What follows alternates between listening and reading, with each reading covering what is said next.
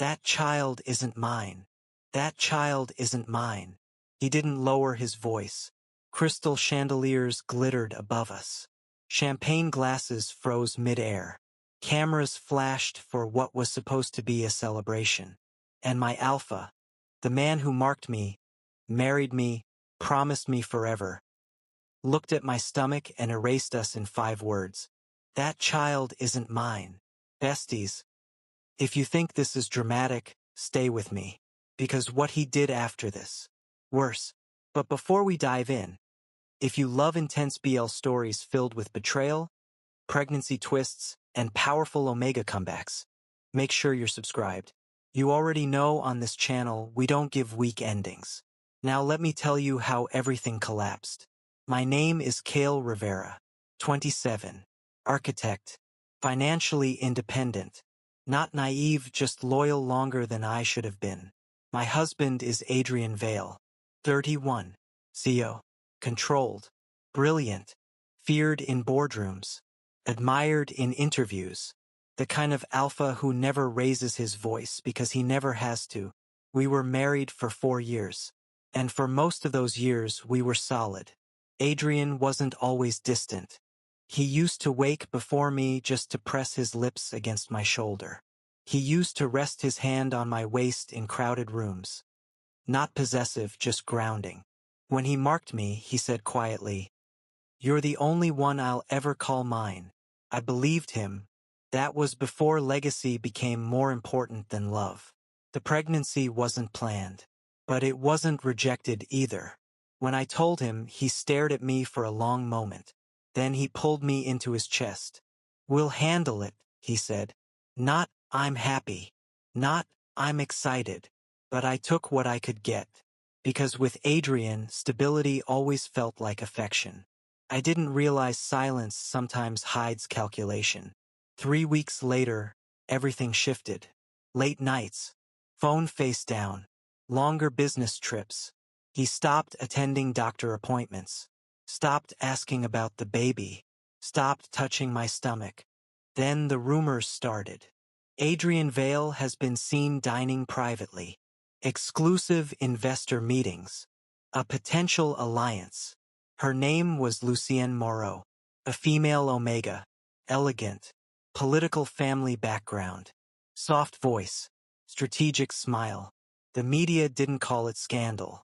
They called it power alignment. That was the first time I understood. This wasn't emotional. It was strategic. I asked Adrian about her. He didn't look guilty. He looked irritated. "Don't embarrass yourself, Kale." "Embarrass myself? For asking why my husband is being photographed with another Omega?" "She's useful," he replied calmly. Useful. That word echoed louder than any confession. He wasn't denying it. He was rationalizing it. 5 months into my pregnancy, I confronted him again. "I need the truth," I said quietly. Adrian studied me like he was reviewing a contract. Then he asked the question that split something inside me. "Kale, are you absolutely sure the baby is mine?" I stared at him.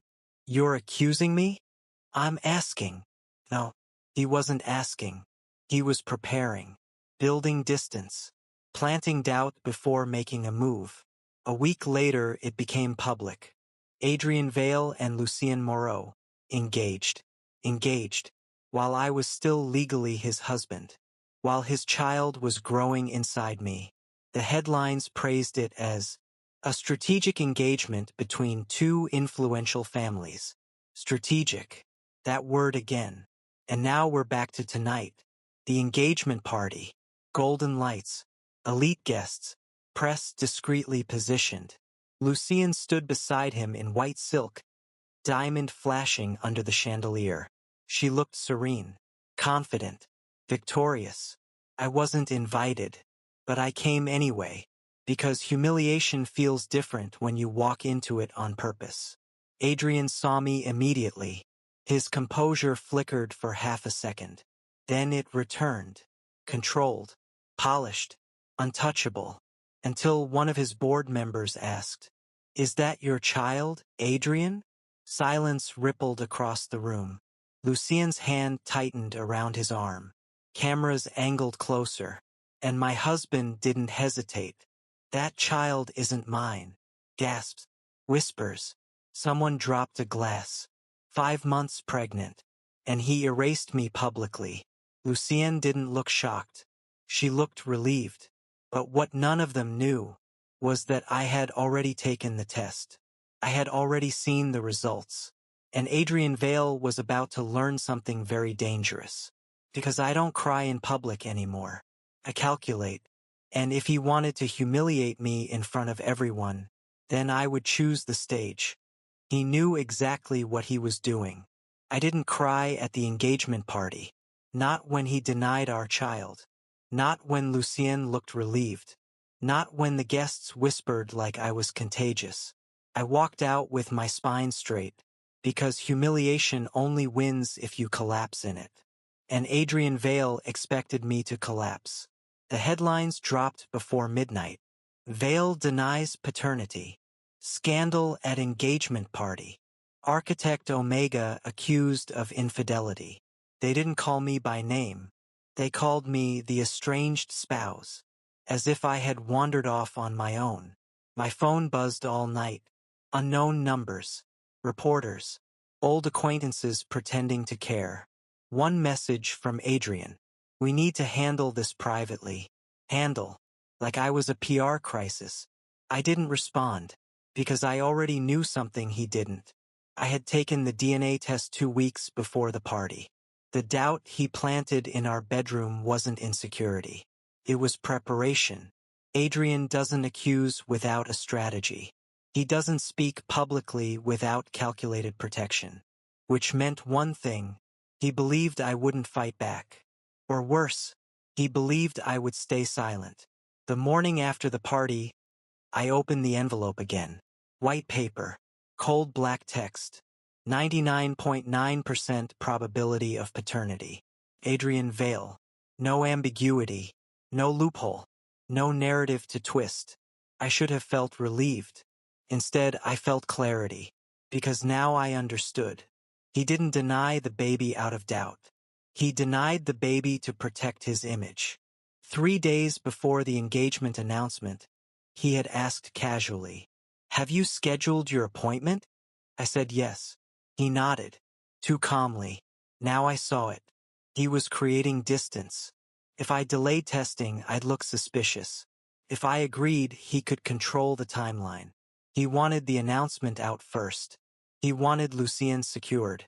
He wanted the narrative framed before the truth arrived. This wasn't panic. This was containment. Then I found something worse. An email thread accidentally forwarded to an old shared account we still used for property documents. Subject line: Media Response Framework. Inside, prepared statements. While Mr. Vale respects his former spouse, the circumstances surrounding the pregnancy remain unclear. They were planning my discrediting before the results were finalized. Lucien wasn't naive. She was involved. That's when the anger finally replaced the hurt. I wasn't being abandoned. I was being erased. Strategically, publicly, cleanly.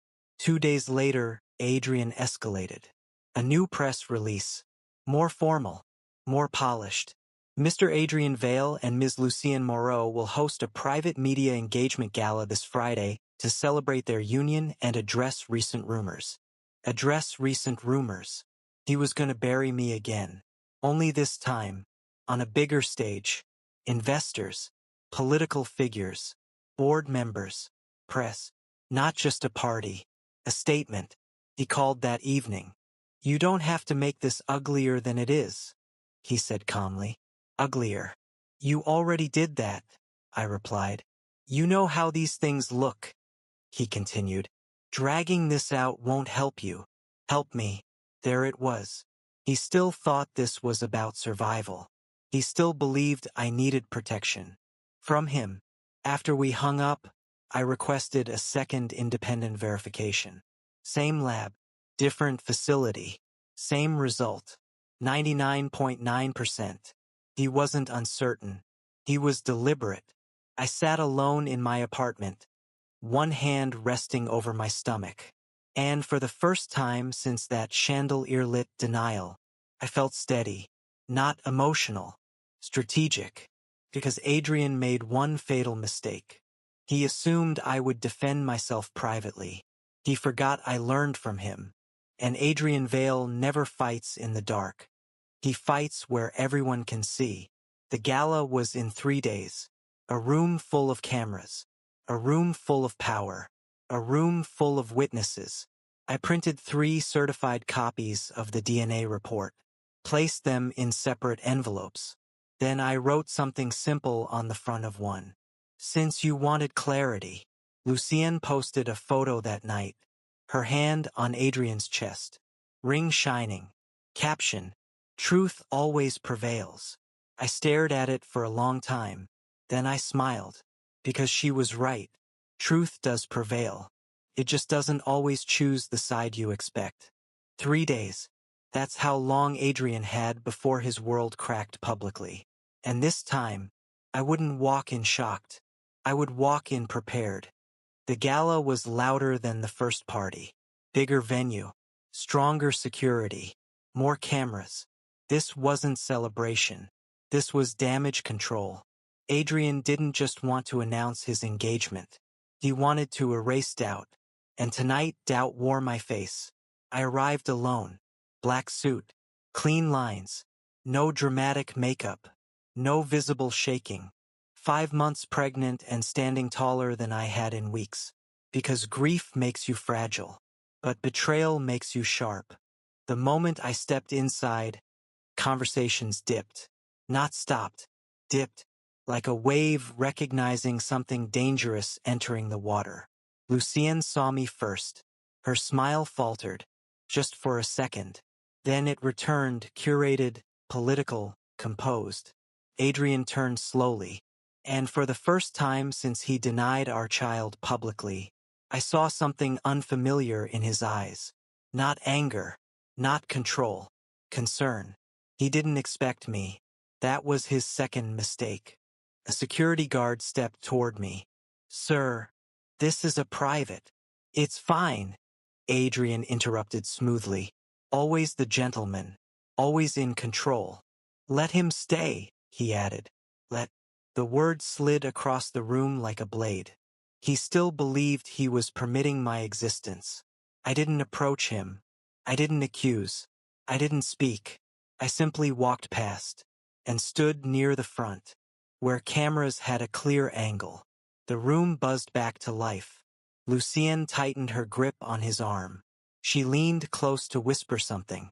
He nodded once, calculated. Then he stepped onto the stage, microphone in hand, polished smile activated.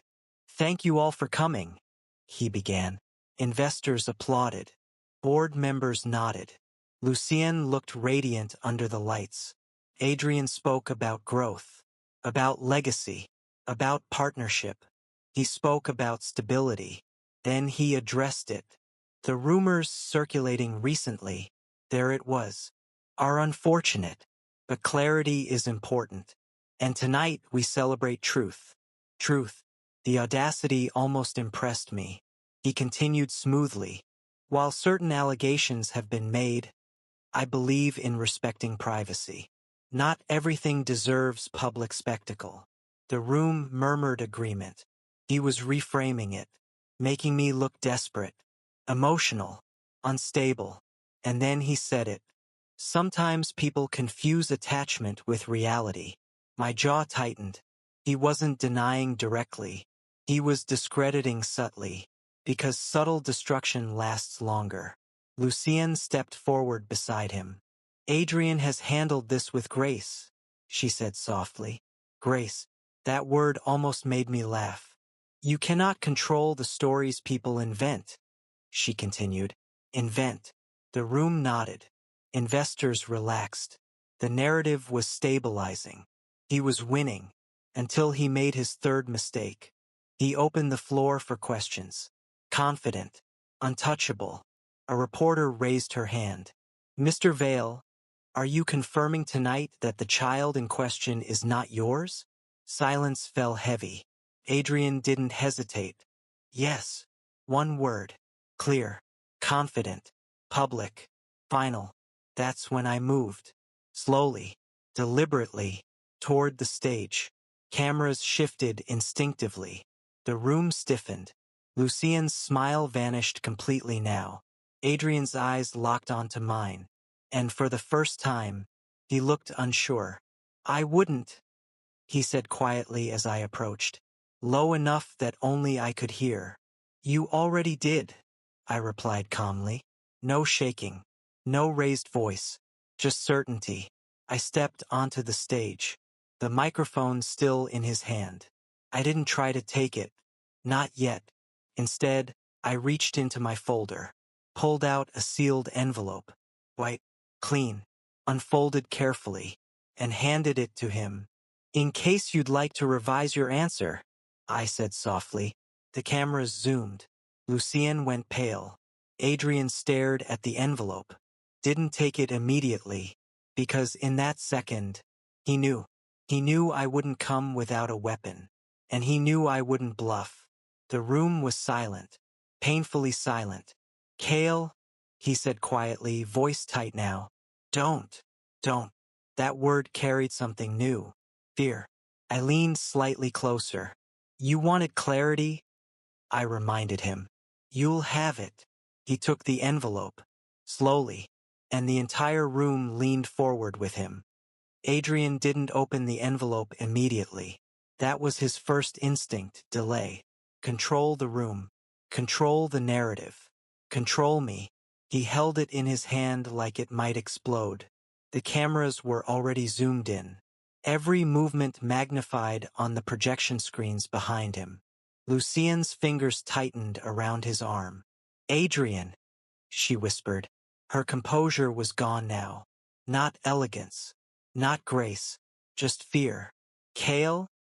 Adrian said into the microphone, forcing a thin smile. This isn't the time. The room murmured. He was trying to reframe it again. Make me look emotional, unstable, disruptive. I didn't raise my voice. I didn't cry. I simply looked at him. You said the child isn't yours, I replied calmly. You confirmed it. A reporter leaned forward. Mr. Vale, is that a DNA report? The word DNA rippled through the crowd like electricity. Adrian's jaw tightened. He could refuse to open it, but that would look suspicious. He could tear it up, but that would look guilty. He could laugh, but he knew I wouldn't bluff. He opened it. Slowly, the paper slid free. White, official, stamped, certified. I watched his eyes move across the page. And for the first time in 4 years, Adrian Vale lost color. Lucien leaned closer. What is it? She whispered urgently. He didn't answer, because the numbers don't negotiate. 99.9% probability of paternity. His name printed clearly beneath it. Adrian Vale, father. The silence in that ballroom was violent. Not loud, not chaotic, heavy, like the air had been pulled out of the room. Is it legitimate? Someone asked. It's certified, I answered before he could. Twice. Murmurs exploded now. Phones lifted. Cameras flashed aggressively. The narrative cracked. Lucien stepped back from him. Actually stepped back. Not subtly. Not gracefully. Physically distanced herself. You told me it was impossible, she said sharply. Impossible. So that was the story he gave her. Adrian's hand tightened around the paper. Lucien, I can explain. Explain. That word never saves anyone. I stepped closer to the microphone. Adrian didn't stop me this time. He couldn't. You said I was confused, I said evenly. You said I was emotional. You said I was inventing attachment. The crowd shifted uncomfortably. Investors exchanged looks. Board members looked down at their glasses. You denied your own child in front of this room, I continued. And now your blood says otherwise. There it was. The sentence that locked them in. Your blood says otherwise. A journalist spoke up. Mr. Vale, were you aware of these results before tonight? Adrian hesitated, and that hesitation was louder than denial, because I had sent a copy to his legal office 2 days ago. He knew. He knew before he walked on this stage, which meant he lied deliberately, publicly, strategically. Lucienne's expression shifted from shock to something colder. You lied to me, she said. No, Adrian snapped too fast. I was protecting us. Protecting. That word again. Always protecting his image. Never protecting people. Then I delivered the final blade. I understand projection, I said softly. The room quieted again. Especially when someone is hiding their own affair. Lucienne froze. Adrian went still. The board members looked up sharply. I pulled out another document. Printed emails. Hotel receipts. Discreet transfers. The Omega he was seeing before Lucienne. Before the denial. Before the engagement. I wasn't the one cheating, I said calmly. You were. Gasps. Actual gasps this time. Lucienne stepped fully away from him. You said he was unstable, she whispered. Adrian's mask cracked. For the first time, panic replaced control. Cale, he said urgently, stepping toward me, voice lowered. We can fix this. Fix. He still thought this was reparable. I met his eyes. There is nothing to fix. The reporters surged forward. Did you accuse your spouse falsely to protect your engagement? Were you aware of the pregnancy being yours when you denied it? Is this why the timeline overlaps? Questions hit him from every direction. The stage that once elevated him now trapped him. That's the thing about high platforms. The fall is visible from every angle. Lucienne removed her engagement ring. Slowly, deliberately, and placed it into his hand. No drama, no tears, just quiet severance. You don't build alliances on lies, she said coldly. Then she walked off stage. Cameras followed her, but most stayed on Adrian, because watching power collapse is addictive. He turned to me one last time. Cale, please. Not loud, not commanding, not strategic, just small. And for the first time, I felt nothing. No anger, no heartbreak, just clarity. You didn't lose your engagement tonight, I said quietly. You lost your child. The words didn't echo. They didn't need to.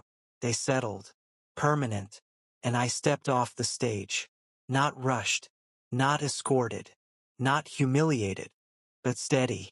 As the room consumed him. The video went viral before I got home. Clips of Adrian standing frozen with the DNA report in his hand. Lucienne removing her ring. Reporters shouting questions. Me saying, your blood says otherwise. Millions of views by morning. Because the internet loves two things, power and watching it fall. By sunrise, Vale Industry stock had dropped 7%. 7. Not catastrophic, but symbolic. Investors don't panic at scandals. They panic at instability. And Adrian had looked unstable. My phone didn't stop vibrating. Messages from lawyers, board members, a statement draft from Adrian's PR team. Mr. Vale regrets the misunderstanding and looks forward to resolving the matter privately. Misunderstanding. That word almost made me laugh. There was no misunderstanding. There was calculation and exposure. At 10 a.m., Adrian requested a meeting. Not at his office. Not publicly. At our old penthouse. Neutral ground. I almost declined. But closure isn't about emotion. It's about position. So I went. He looked different. No tailored jacket. No press-ready smile. Just exhaustion. And something else. Fear. I never meant for it to go that far, he started. I didn't sit. You denied our child twice, I replied calmly. In front of cameras. I was trying to protect everything I built. And I wasn't part of what you built? He flinched, because that question doesn't have a good answer. He ran a hand through his hair. I thought if I created distance, if I secured Lucien's alliance first, I could control the narrative. Control. Always control. And the cheating? I asked quietly. His silence confirmed it. It was a mistake. No, I corrected. It was a pattern. He had already been seeing someone else before Lucien. Before the denial. Before the accusations. He projected. Because it's easier to accuse than confess. I'll fix it, he said suddenly. I'll issue a statement. I'll retract everything. I'll cancel contracts. Whatever you want. Whatever you want. The desperation in his voice would have softened me once. Not anymore. I don't want your reputation, I said evenly. I want legal acknowledgement. I placed documents on the table. Filed paternity recognition. Child support structuring. Custody terms. Everything prepared before the gala. He stared at the paperwork. You planned this. Yes. And for the first time in our marriage, I didn't feel small saying it. You're destroying me, he whispered. No, I replied calmly. You destroyed yourself. There's a difference. I didn't expose him. He exposed himself the moment he chose pride over truth. The moment he thought public humiliation would silence me. His board called during our meeting. 3 missed calls. Then a message. Emergency review. Temporary stepping down. For stability. That's corporate language for, you're a liability. He read it. His hand tightened around the phone. They're removing me, he said quietly. No, I corrected. They're protecting themselves. The same way he tried to protect himself from me. I'll still fight for custody, he said suddenly. Not cruel. Not threatening. Just instinctive alpha reflex. I didn't react. You can try. I slid another paper across the table. Certified proof of his public denial. Video transcripts. Statements. Everything documented. You denied paternity twice before the confirmed results, I said evenly. In front of media. The law doesn't like inconsistency, especially in custody disputes. He understood immediately. His shoulders dropped. I was afraid, he admitted quietly. There it was. Not pride. Not anger. Fear. I thought if the child tied us permanently, I'd lose control. And that was the most honest thing he had said in months. You were never losing control, I replied. You were losing the illusion of it. He looked at me like he wanted forgiveness. Like he expected me to say, we can fix this. But revenge doesn't need screaming. It needs boundaries. I won't block you from being a father, I said calmly. But you will earn access. Supervised visits. Legal structure. No public narratives. No reputation manipulation. And absolutely no control over me. When I stood to leave, he said my name. Not commanding. Not possessive. Just quiet. Kale, did you ever stop loving me? I paused.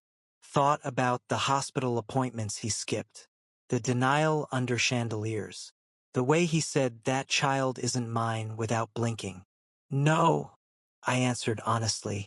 I stopped trusting you. And love without trust is just memory. 2 months later, I moved into a smaller place. Not because I had to, because I wanted distance from marble floors and strategic silence. The baby kicked harder now. Stronger. Alive. Adrian issued a formal apology. Not emotional. Corporate. Controlled. It didn't matter. The video of his collapse still circulated. Because the internet never forgets humiliation. Lucien never returned his calls. The board never reinstated him fully. And the narrative shifted. From powerful CEO to the man who denied his own child. Legacy isn't destroyed by scandal. It's destroyed by character. The night before my due date, I stood in front of the nursery window, hand over my stomach. City lights glowing outside. I thought about the chandelier lights at that gala, about how small I felt in that moment, and how calm I felt walking away from it. Power isn't loud. It's controlled. It's prepared. It's knowing you don't need revenge to scream, because truth speaks long after the room empties. When my child is born, they will know this. Their father didn't lose them. He lost the version of himself that could have deserved them. And that loss, he'll feel for the rest of his life.